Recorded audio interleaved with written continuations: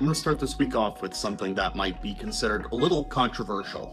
And while I make a ton of decisions based off of KPIs for my team, almost none of it is based off of a dial KPI.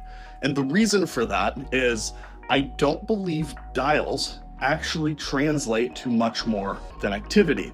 I believe a lot more in connect to conversion rate, your completion rate on meetings that you set, and the number of meetings that you book per day, per week, depending on your pipeline volume and what your team needs to generate.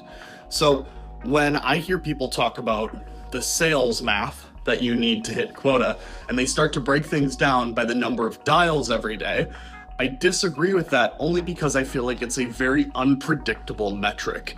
Instead, I like to have my team break it down by how many meetings do I need to set per day? How many of those do I need to complete? What does my demo delay